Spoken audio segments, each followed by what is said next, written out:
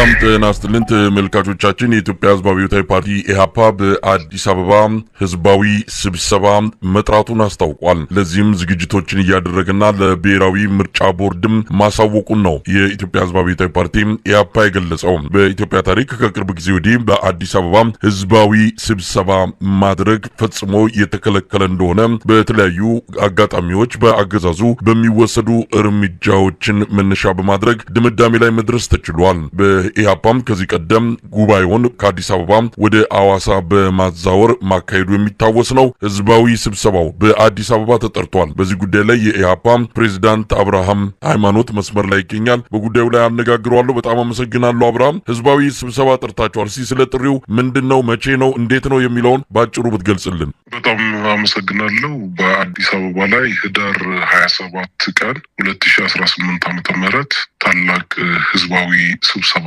ጠርተናል። በዚህ ላይ የሚያስፈልጉትን ህጋዊ ሂደቶች እየሄደን እንገኛለን። አዳራሾችም እንዲሁም የሚመለከታቸው አካላትም ደብዳቤዎች እየተጻጻፍን ነው። የኢትዮጵያ ብሔራዊ ምርጫ ቦርድም ትልቅ ትብብር አድርጎልናል። በዚህ አጋጣሚ እናመሰግናለን።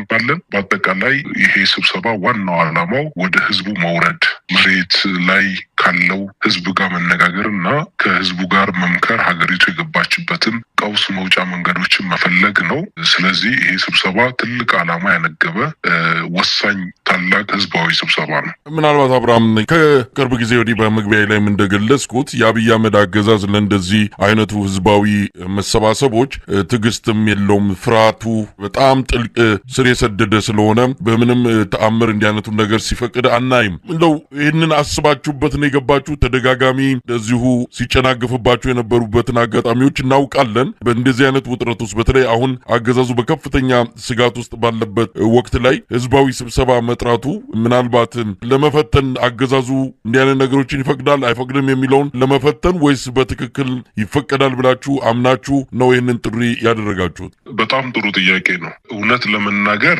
ህዝባዊ ስብሰባ ማካሄድ በጣም ትንሹ ከሰላማዊ ትግል አንዱ በጣም የመጨረሻው ነው። ሰላማዊ ትግል የምናካሄድ ፓርቲዎች ህዝባዊ ስብሰባ ካላደረግን ህልውናም የለንም ማለት ይቻላል። ላለፉት 4 ዓመታት ምንም ህዝባዊ ስብሰባ ማድረግ አልቻልንም። ከዛ በፊት በነበረው የምርጫ ወቅት እንዲሁ ለውጥ የሚመስሉ ነገሮች በነበሩ ጊዜ ብዙ ህዝባዊ ስብሰባዎች አድርገናል ነበሩ በነጻነት። በሚያሳዝን መልኩ ደግሞ ያለፉት 4 ዓመታት ነገሮች እየተወሳሰቡ እየተዘጋጉ ከጊዜ ወደ ጊዜም እየተቆላለፉ መጥተዋል። ስለዚህ ህዝባዊ ስብሰባ ሳናደርግ ደግሞ ምርጫ እናደርጋለን፣ አስቻይ ሁኔታ አለ፣ ችግር የለውም፣ ዲሞክራሲያዊ ሂደት ማሟላት እንችላለን እያለ ነው የብልጽግና መንግስት።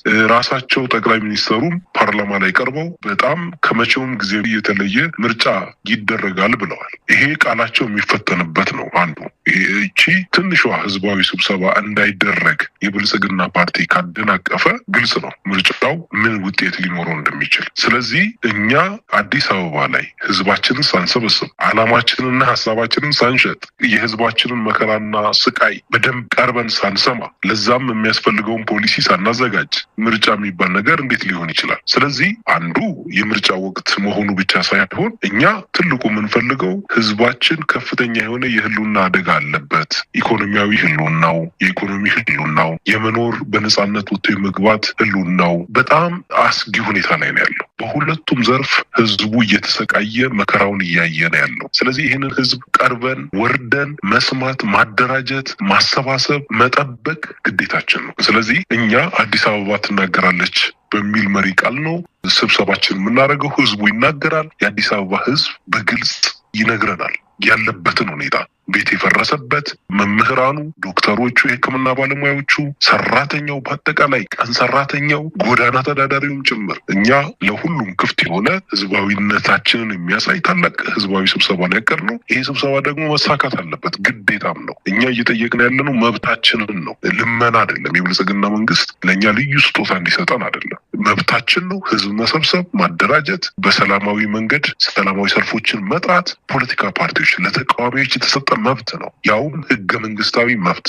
ስለዚህ እኛ የምንለው ህገ መንግስቱን አክብሮ ነው ማስከበር የሚችለው ነው። ስለዚህ ህገ መንግስቱን እንዲያከብር አክብሮም እንዲያስከብር ይሄ ህዝባዊ ስብሰባ በሰላም እንዲጠናቀቅ እንዲያደርግና አዳራሾች የመንግስት አዳራሾች ለብልጽግና ፓርቲ ብቻ መፈንጫ ሳይሆኑ እኛ ተቃዋሚ ፓርቲዎችም መጠቀሚያ መሆን አለባቸው። የመንግስት አዳራሾችን ጠይቀናል። ምክንያቱም ሆቴሎች ባለሀብቶች ጭምር አሁን ትላልቅ አዳራሽ ያላቸው እንግዲህ እኛ የምናስበው አንዱ ሚሊኒየም አዳራሽ ነው። ህዝቡ ሰፊ ስለሆነ እዛም እየሞከርን እንገኛለን። ሌሎችም አዳራሽ አማራጮችን እየሞከርን ነው። አማራጫችንን አስፍተናል። ቀኑ ተወስኗል። ህዳር 27 ነው። ስለዚህ በዚህ በአሰብነው ስፍራ ላይ ስኬታማ ሆኖ በሰላም መርሃ ግብራችን እንዲያልቅ ደግሞ የራሳችንንም ግብረ ኃይል አቋቁመናል። ጸጥታውንም የሚያስከብር የስብሰባውን እንዲሁም በደንብ ደግሞ በተደራጀ መንገድ ሁኔታው እንዲመራም ዝግጅታችንን ጨርሰን ነው ፍቃድ የጠየቅነው። ስለዚህ ህዝቡ ይሄንን ጥሪ የሚሰማ ለህዳር 27 ቦታውንና ስፍራውን እናስታውቃለን። ምክንያቱም ሂደቶችን እየሄደ ስለሆነ ዝግጁ መሆን አለበት። እምቢ ካለ ደግሞ ስርዓቱን ለምን እምቢ አልክ ብሎ መቃወም አለበት። እንዲህ በቀላሉ የሚተው መሆን የለበትም። ስለዚህ እኛ በህጋዊ መንገድ እየጠየቅን ነው። ስለዚህ መንግስት ደግሞ ግዴታው እንዲወጣ ነው ጥብቄ የማሳስበው። ምናልባት አሁን መጨረሻ ላይ ካልከው አቶ አብርሃም ምናልባት አገዛዙ ካልፈቀደ ምን ልታደርጉ ነው? ምንም አዳራሽም አንፈቅድም፣ የትኛውም ቦታ አትሰበሰቡም የሚለው ውሳኔና እርምጃው መምጣቱ የማይቀር እንደሆነ ይታመናል። ያ ከሆነ ምን ልታደርጉ ትችላላችሁ? መፍቀድ አለበት ብለናል። ግዴታው ነው ብለናል። እኛም መብታችንን ነው እየጠየቅነው ብለናል። ይህ ሁኔታ ባለበት እምቢ የሚል ከሆነ እንግዲህ ትግላችን ከባድ እንደሆነ ማሳያ ነው። ፈተና ውስጥ እንዳለን ለዓለም አቀፉ ማህበረሰብ የምናሳይበት ነው። እንደገናም ደግሞ ለኢትዮጵያ ህዝብም እንዲያቀልን የምናደርገው ነው። የስሙላ ምርጫ እየተባለ እያጣደፉን ህዝባዊ ስብሰባ አታደርጉም የሚሉ ከሆነ የሚያስቅ ነው። ይህ ህዝቡ እንዲከታተለው እንፈልጋለን። እንዲያቀልን አባል የላቸውም፣ አልተዘጋጁም፣ ሀሳብ የላቸውም እያሉ የሚያጣጥሉን ሀሳብ አለን፣ ሀሳባችንን በህዝባዊ ስብሰባ ጠርተን እንሽጥ እያለ ነው። የቱ ጋር እንሽጠው? ኢቢሲም ተቆልፏል፣ ፋናም ተዘግቷል። የነሱ መፈንጫ ነው። እኛን ለማዋረጃ ነው የሚጠራል። ያለን አማራጭ ደግሞ ህዝባዊ የተባሉ እንደናንተ አይነት ሚዲያዎች ነው። እዛም ስንወጣ ማስፈራሪያዎችና ዛቻዎች ይደርሱብናል እና ታፍነን ምኑ ጋር ነው ሰላማዊ ትግል የምናደርገው? ህዝባችንን ሰብስበን ሀሳባችንን ካልሸጥ ነው ካላደራጀ ነው። ለምሳሌ ልስጥ፣ አሁን ቀላል ምሳሌ ነው ምሰጥ። ምርጫ 2018 ፓርላማ እጩ ስታቀርብ እንደው ብንገባ ፓርላማ እጩ ስናቀርብ ለአንድ ፓርላማ እጩ 3000 ፊርማ ያስፈልጋል። ለአንድ ፓርላማ እጩ 547 ወንበር አለ። ከ800 በላይ የምክር ቤት ወንበሮችም አሉ።